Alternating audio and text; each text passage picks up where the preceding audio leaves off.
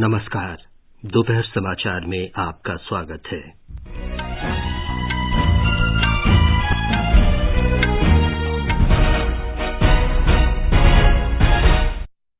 प्रधानमंत्री नरेंद्र मोदी ने अहमदाबाद और हैदराबाद में कोविड वैक्सीन इकाइयों का दौरा किया। प्रधानमंत्री आज शाम पुणे के सीरम इंस्टीट्यूट में कोरोना वैक्सीन कोविशील्ड उत्पादन का जायजा लेंगे।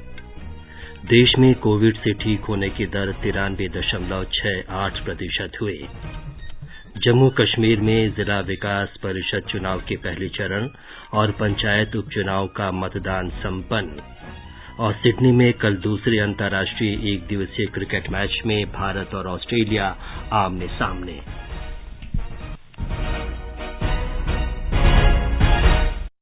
दोपहर समाचार में अलका सिंह के साथ मैं विमलेंदु पांडे। कोविड महामारी के खिलाफ देश एकजुट होकर लड़ रहा है। आप भी हमारे साथ सुरक्षा और बचाव के 3 आसान एहतियाती उपायों का संकल्प लें। मास्क पहनें, 2 गज दूरी है जरूरी, सुरक्षित दूरी बनाए रखें और हाथ और मुंह साफ रखें। अब समाचार विस्तार से। प्रधानमंत्री नरेंद्र मोदी कोविड के टीके के विकास और निर्माण प्रक्रिया की समीक्षा के लिए इस टीके को बनाने वाली 3 शहरों की कंपनियों का दौरा कर रहे हैं। वे सबसे पहले आज सवेरे अहमदाबाद गए। हमारे संवाददाता ने बताया है कि उन्होंने जाइडस बायोटेक पार्क में जाइडस कैडिला फार्मास्यूटिकल्स कंपनी के टीका विकास संयंत्र का दौरा किया। अहमदाबाद के जाइडस बायोटेक पार्क पहुंचने पर प्रधानमंत्री श्री नरेंद्र मोदी का जाइडस कैडिला फार्मास्यूटिकल्स के अध्यक्ष पंकज पटेल और प्रबंध निदेशक सरवील पटेल ने स्वागत किया। करीब आधे घंटे तक चली बैठक में प्रधानमंत्री मोदी ने टीका विकसित करने की प्रक्रिया, उसके परीक्षण और अंतिम वैक्सीन के वितरण के बारे में चर्चा की। जाइडस कैडिला फार्मास्यूटिकल्स की वैक्सीन विकसित करने की सुविधा जाइडस बायोटेक पार्क में कोविड-19 की संभावित वैक्सीन जाइकोव-डी पर कार्य चल रहा है। जाइडस कैडिला दूसरे चरण के परीक्षण के परिणाम अगले सप्ताह जारी कर सकता है, जिससे संभावित वैक्सीन की सुरक्षा, उसकी खुराक और प्रभावकता के बारे में पता चलेगा। कंपनी द्वारा दिसंबर महीने में ही तीसरे चरण के परीक्षण के लिए आवेदन दिए जाने की संभावना है। सभी परीक्षणों की सफलता के बाद कंपनी द्वारा अगले वर्ष मार्च महीने तक अंतिम टीका जारी किया जा सकता है। योगेश पंड्या, आकाशवाणी समाचार, अहमदाबाद। श्री मोदी ने ट्वीट संदेश में बताया कि उन्होंने टीका निर्माण के काम में जुटी टीम की प्रशंसा की। उन्होंने कहा कि भारत सरकार इस यात्रा में वैज्ञानिकों की सहायता के लिए सक्रिय रूप से काम कर रही है। प्रधानमंत्री इसके बाद हैदराबाद गए। वहां राज्य के मुख्य सचिव सोमेश कुमार, पुलिस महानिदेशक महेंद्र रेड्डी और अन्य वरिष्ठ अधिकारियों ने हाकिमपेट स्थित वायुसेना हवाई अड्डे पर उनकी अगवानी की। हमारी संवाददाता ने बताया है कि प्रधानमंत्री जीनोम वैली में स्थित भारतीय बायोटेक इंटरनेशनल लिमिटेड पहुंचे। उन्होंने वहां के वैज्ञानिकों से मुलाकात की और टीके के उत्पादन तथा आपूर्ति के बारे में चर्चा की। इसके बाद श्री मोदी का पुणे जाने का कार्यक्रम है। वे वहां सीरम इंस्टीट्यूट का दौरा करेंगे और कोविड टीके के उत्पादन के बारे में मौके पर जानकारी हासिल करेंगे। हमारे संवाददाता ने बताया है कि श्री मोदी टीके के सफल परीक्षण के बाद इसकी आपूर्ति तथा वितरण व्यवस्था के बारे में संबंधित अधिकारियों के साथ विचार विमर्श करेंगे। इसके बाद वे नई दिल्ली लौट आएंगे। उल्लेखनीय है कि जाइडस कैडिला फार्मास्यूटिकल कंपनी के टीके का पहला चरण का नैदानिक परीक्षण पूरा हो चुका है। कंपनी ने अगस्त से इसका दूसरा चरण शुरू किया है। भारत बायोटेक कोवैक्सीन के तीसरे चरण का परीक्षण जारी है। Serum institute of India, Britain के ऑक्सफोर्ड विश्वविद्यालय और ब्रिटिश तथा स्वीडन की फार्मास्यूटिकल कंपनी एस्ट्राजेनेका की भागीदारी से इसका निर्माण कर रही है। स्वास्थ्य मंत्री डॉक्टर हर्षवर्धन ने कहा है कि कोविड महामारी रोकने के लिए प्रधानमंत्री के नेतृत्व में अथक प्रयास किए जा रहे हैं। ट्वीट संदेश में डॉक्टर हर्षवर्धन ने कहा कि प्रधानमंत्री का अहमदाबाद, हैदराबाद और पुणे जाकर कोविड वैक्सीन की प्रगति की समीक्षा करने से पता चलता है कि वे इस महामारी को लेकर कितने गंभीर हैं। देश में कोरोना संक्रमण से ठीक होने की दर 93.68% हो गई है। पिछले 24 घंटों में 41,452 रोगी स्वस्थ हुए हैं। स्वास्थ्य मंत्रालय के अनुसार कोविड से अब तक ठीक होने वालों की संख्या 87,59,000 से अधिक हो चुकी है। देश में रोगियों की संख्या 4,54,000 से अधिक है, जो कुल मामलों का केवल 4.87% है।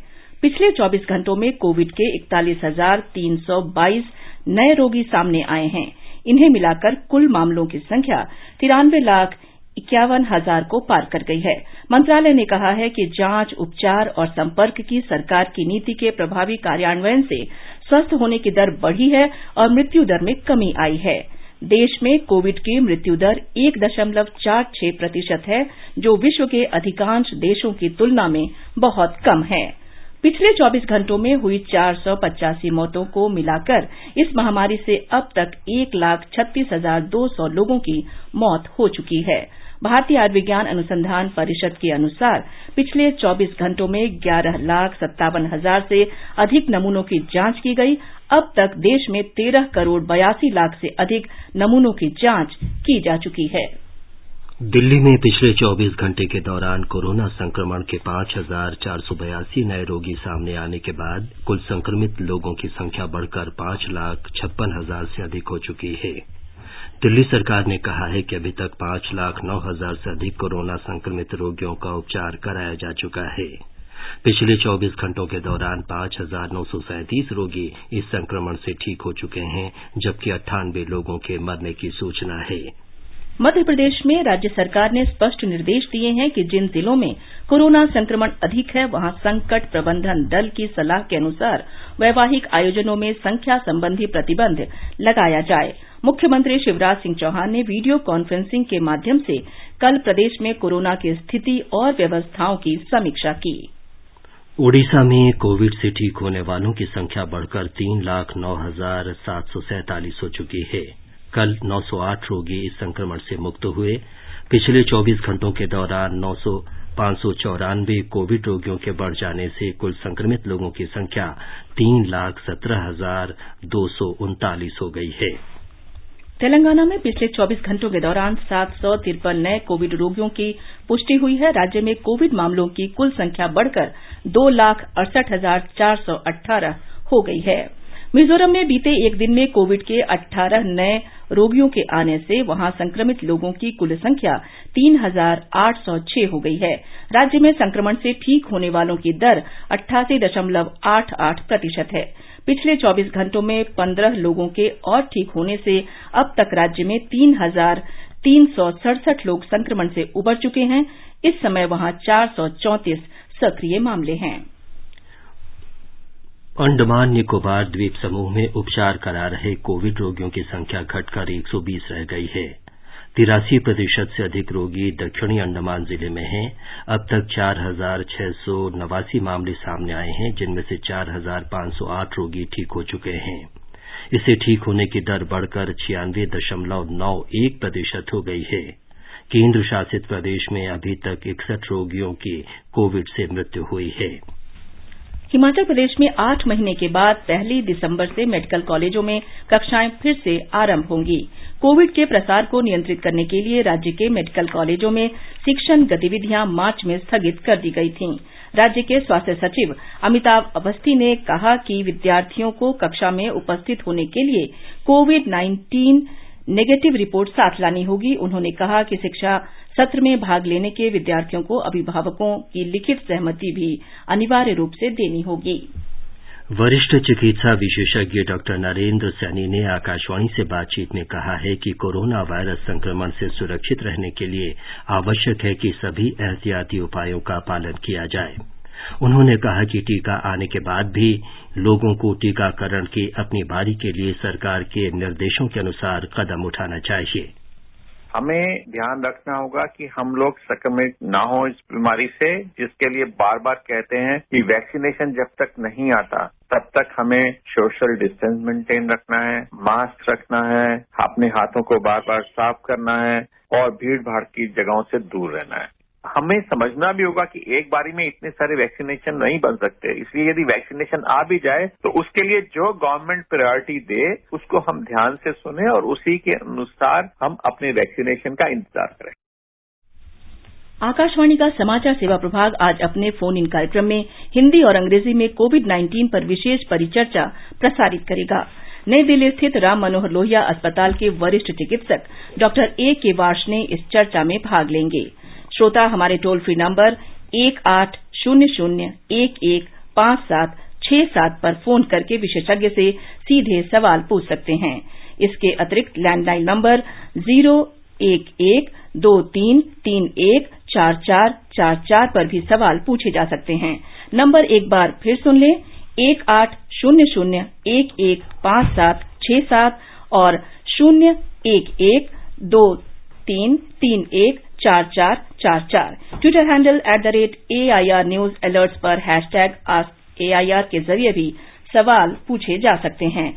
ये कार्यक्रम आज रात 9:30 बजे से FM गोल्ड और अतिरिक्त मीटरों पर सुना जा सकता है। ये कार्यक्रम हमारी वेबसाइट newsonair.com और हमारे YouTube channel news on AIR official पर भी उपलब्ध रहेगा। Mobile app news on AIR पर भी अपडेट लिए जा सकते हैं। ये समाचार आकाशवाणी से प्रसारित किए जा रहे हैं। ताज़ा समाचार जानने के लिए आप हमारे Twitter handle @AIR News Hindi को फॉलो कर सकते हैं। चलो मिलकर एक शुरुआत करें, चलो एक फैसला आज करें, मास्क नहीं तो टोकेंगे, कोरोना को रोकेंगे, चलो एक इरादा करते हैं, चलो कुछ वादा करते हैं, मास्क नहीं तो टोकेंगे, कोरोना को रोकेंगे। ये आकाशवाणी है। केंद्र शासित प्रदेश जम्मू कश्मीर में जिला विकास परिषद चुनाव के पहले चरण तथा पंचायतों के उपचुनावों का मतदान आज दोपहर 2 बजे संपन्न हो गया। इन चुनावों के सफल संचालन के लिए पर्याप्त प्रबंध किए गए। जिला विकास परिषद के चुनाव 8 चरणों में होंगे।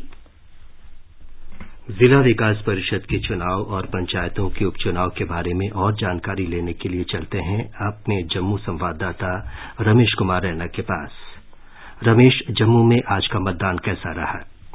विमल जी, 11 बजे तक डोडा जिले थे, वहां पर तकरीबन 30% मतदान हुआ था। रामबन में तकरीबन 35% हुआ था, उधमपुर में 30% हुआ था। लेकिन जो अभी 1 बजे तक जो आंकड़े आए हैं उसमें राजौरी, सांबा, वहां तकरीबन 50% का मतदान हुआ था। लोगों में मतदान के प्रति कैसा उत्साह देखने को मिला? विमल जी, दूसरी बात मैं ये बता दूं कि लोगों में जो उत्साह था वो बहुत ही जबरदस्त था। खास जो महिलाएं थी, मैंने काफी पोलिंग स्टेशन पे मैं गया, मैंने ये देखा कि वहां पर महिलाओं की संख्या वो बहुत ज्यादा थी। विमल जी, रमेश जी, मतदान केंद्रों पर सुरक्षा व्यवस्था के इंतजाम कैसे थे?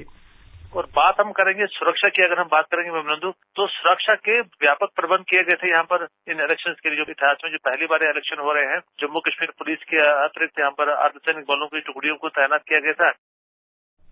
शुक्रिया रमेश कुमार रैना। ये थे हमारे जम्मू संवाददाता RK रैना। और अब फोन लाइन पर हैं हमारे श्रीनगर संवाददाता सुनील कौल। सुनील, श्रीनगर में मतदान कैसा हुआ?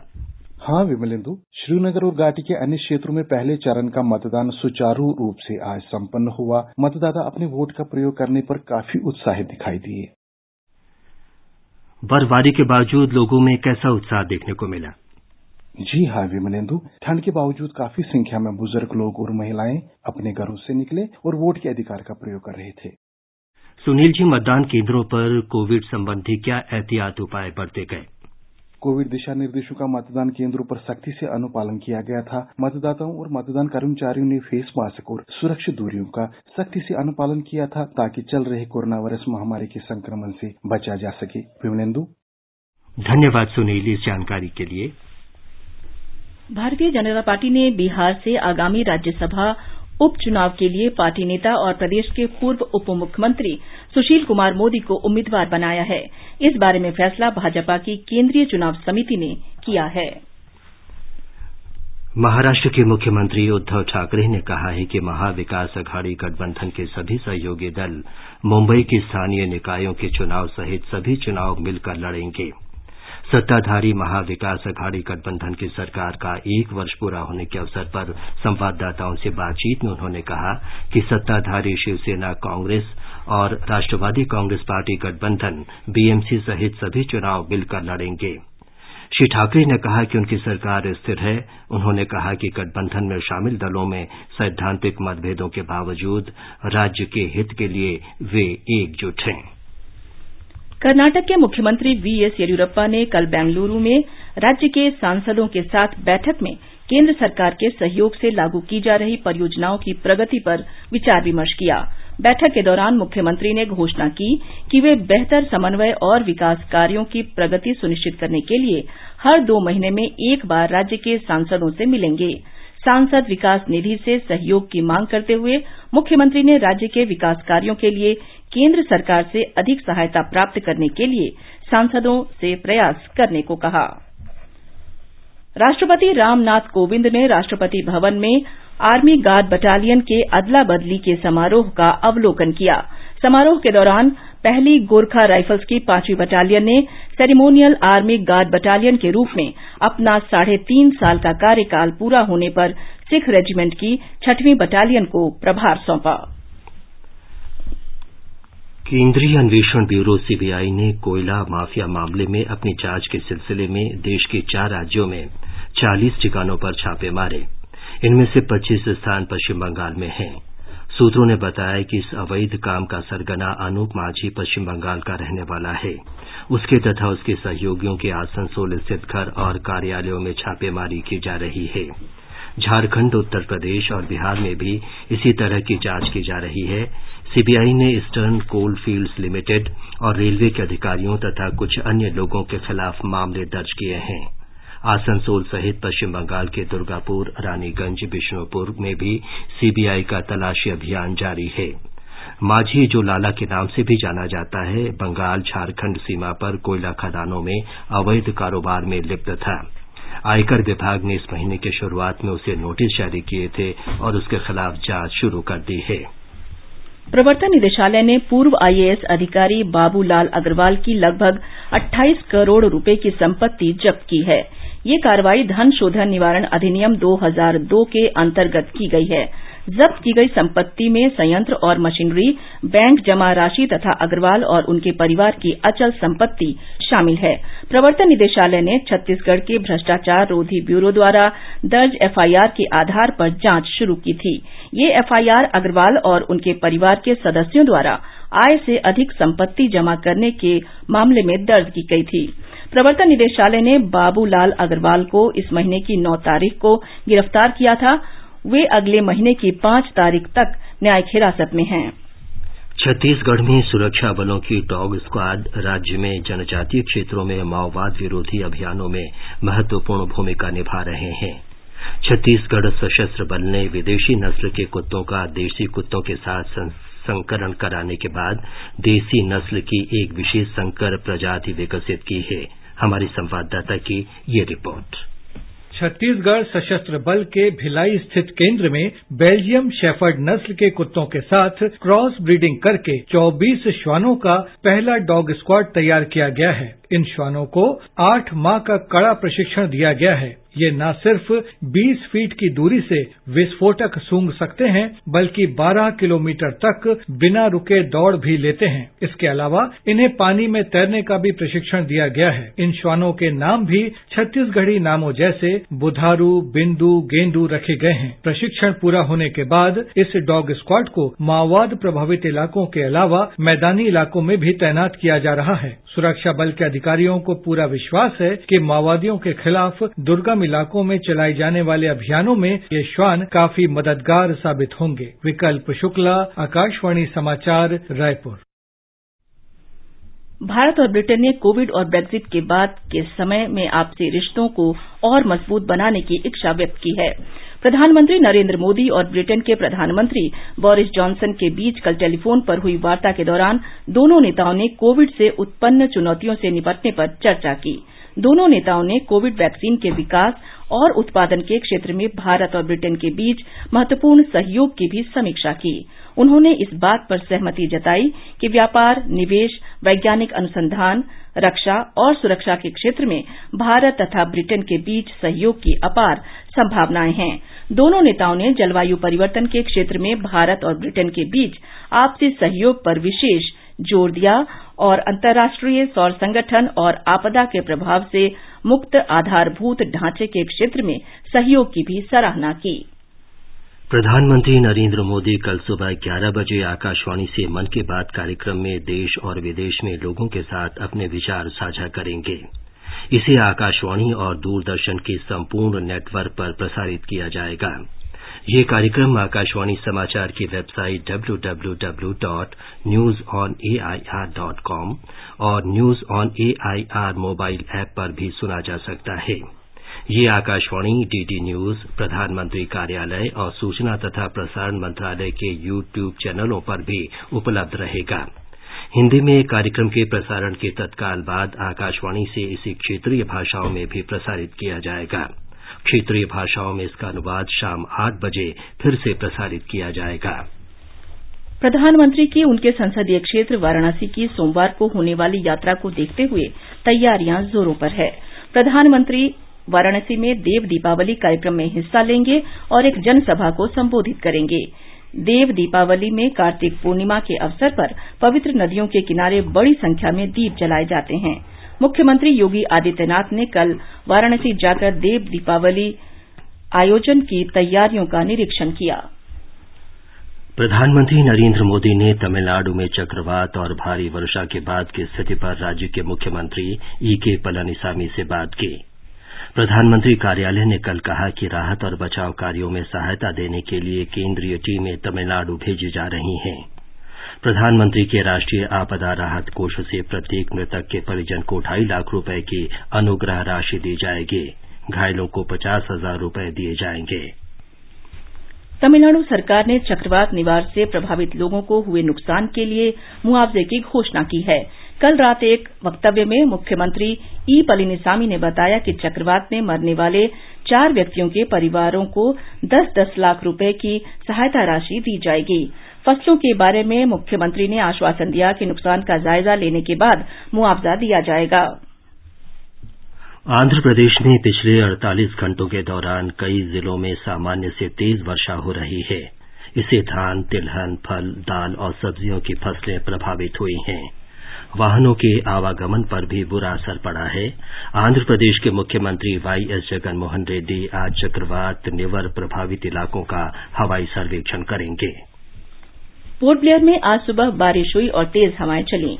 मौसम विभाग और आपदा प्रबंधन निदेशालय ने अगले 24 घंटे में दक्षिण बंगाल की खाड़ी के मध्य भाग में कम दबाव का क्षेत्र बनने के बारे में परामर्श जारी किया है। इसके दक्षिण दिशा में आगे बढ़ने की संभावना है। मछुआरों को आज से समुद्र में न जाने की सलाह दी गई है। भारतीय तटरक्षक बल के जहाज मछुआरों को तट पर वापस लौटने के बारे में जानकारी दे रहे हैं। भारतीय तटरक्षक बल ने किसी भी आपात स्थिति से निपटने के लिए अपने सभी केंद्रों और अंडमान निकोबार द्वीप समूह में जहाजों को अलर्ट पर रखा है। अंडमान निकोबार क्षेत्र में अगले 2 दिनों के लिए तेज हवाएं चलने और भारी वर्षा की चेतावनी जारी की गई है। और अब एक नजर आज के मौसम पर। राष्ट्रीय राजधानी दिल्ली में मौसम साफ रहेगा। न्यूनतम तापमान 11 डिग्री सेल्सियस था, अधिकतम 25 डिग्री सेल्सियस के आसपास रहेगा। मुंबई में आसमान आमतौर पर साफ रहेगा।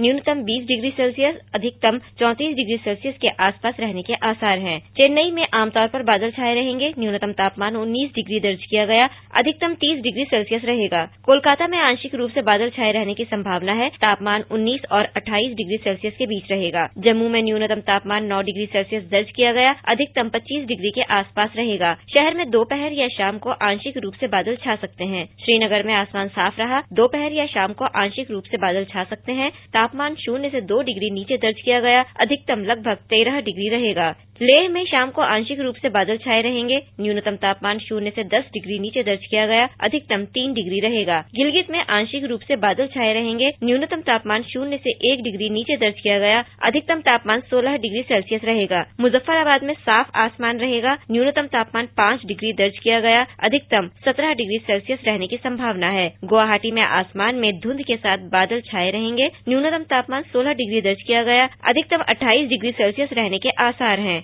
समाचार कक्ष से नईम अख्तर। आगे बढ़ने से पहले मुख्य समाचारों पर एक नजर। प्रधानमंत्री नरेंद्र मोदी ने अहमदाबाद और हैदराबाद में कोविड वैक्सीन इकाइयों का दौरा किया। प्रधानमंत्री आज शाम पुणे में सीरम इंस्टीट्यूट में कोरोना वैक्सीन कोविशील्ड उत्पादन का जायजा लेंगे।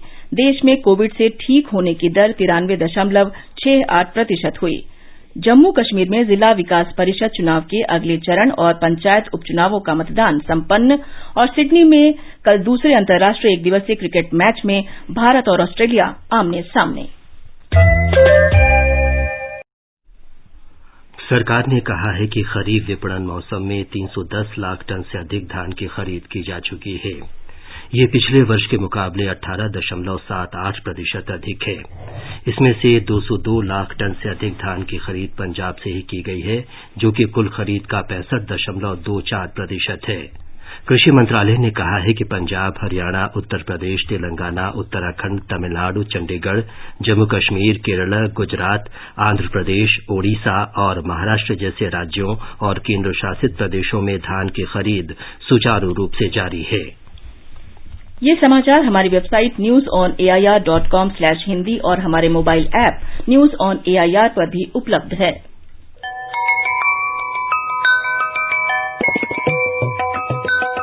क्या आप ताजा घटनाक्रम को जानना चाहते हैं? सही और सटीक समाचार केवल 10 मिनट में। हिंदी और अंग्रेजी में हमारे प्रति घंटा समाचार सुनने के लिए जुड़ें AIR न्यूज 24x7 और FM गोल्ड से।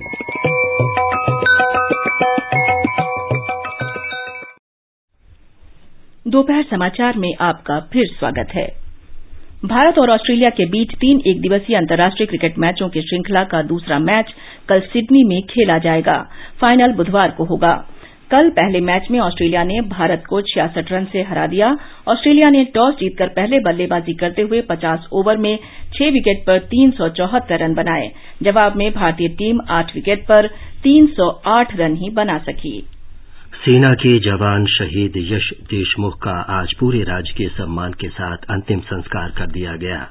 महाराष्ट्र के यश देशमुख 26 नवंबर को जम्मू कश्मीर में श्रीनगर के एक भीड़-भाड़ वाले इलाके में 3 आतंकवादियों के हमले में शहीद हो गए थे।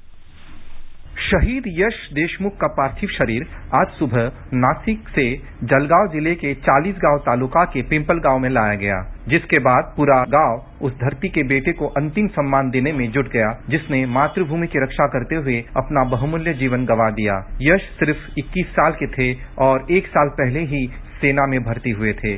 स्थानीय एनजीओ के सहयोग से ग्रामवासियों ने उनके अंतिम संस्कार के लिए एक विशेष ओटा बनाया, जिसे फूलों और रंगोली से सजाया गया था। इसके अलावा शहीद की आत्मा को श्रद्धांजलि के रूप में उस परिसर में विभिन्न देशभक्ति संदेश भी लिखे गए। राज्य के कृषि मंत्री दादा साहेब भुसे, पालक मंत्री गुलाबराव पाटिल के अलावा स्थानीय सांसद और विधायक भी शहीद को श्रद्धांजलि देने मौके पर उपस्थित थे। राजेश यवलकर के साथ मैं देवप्रिय भट्टाचार्य जी, आकाशवाणी समाचार, मुंबई। समाज सुधारक महात्मा ज्योतिबा फुले की 130वीं पुण्यतिथि पर आज केंद्रीय मंत्री नितिन गडकरी, महाराष्ट्र के उप मुख्यमंत्री अजीत पवार और कई अन्य नेताओं ने उन्हें श्रद्धांजलि अर्पित की। श्री गडकरी ने अपने ट्वीट संदेश में कहा कि महात्मा फुले एक महान समाज सुधारक थे, जिन्होंने महिलाओं और कमजोर वर्गों के अधिकारों के लिए संघर्ष किया। इलेक्ट्रॉनिकी और सूचना प्रौद्योगिकी राज्य मंत्री संजय धोत्रे ने कहा कि भारत संचार निगम लिमिटेड की 4G मोबाइल सेवा और उच्च गति वाली इंटरनेट सेवाएं उत्तराखंड के सीमावर्ती जिलों के सुदूर क्षेत्रों में शीघ्र ही शुरू होंगी। श्री धोत्रे कल देहरादून में एक समारोह को संबोधित कर रहे थे। केंद्रीय मंत्री ने कहा कि इन क्षेत्रों में मोबाइल संपर्क मिलने से रक्षा और अर्धसैनिक बलों के कर्मचारियों को बहुत सहायता मिलेगी। इससे अंतर्राष्ट्रीय सीमाओं की निगरानी करने में भी आसानी होगी। अंत में मुख्य समाचार एक बार फिर। प्रधानमंत्री नरेंद्र मोदी ने अहमदाबाद और हैदराबाद में कोविड वैक्सीन निर्माण इकाइयों का दौरा किया। प्रधानमंत्री आज शाम पुणे के सीरम इंस्टीट्यूट में कोरोना वैक्सीन कोविशील्ड उत्पादन का जायजा लेंगे। देश में कोविड से ठीक होने की दर 93.68% हुई। जम्मू कश्मीर में जिला विकास परिषद चुनाव के पहले चरण और पंचायत उपचुनाव का मतदान संपन्न। और सिडनी में कल दूसरे अंतर्राष्ट्रीय एक दिवसीय क्रिकेट मैच में भारत और ऑस्ट्रेलिया आमने सामने होंगे। इसके साथ ही दोपहर समाचार का ये अंक समाप्त हुआ। नमस्कार।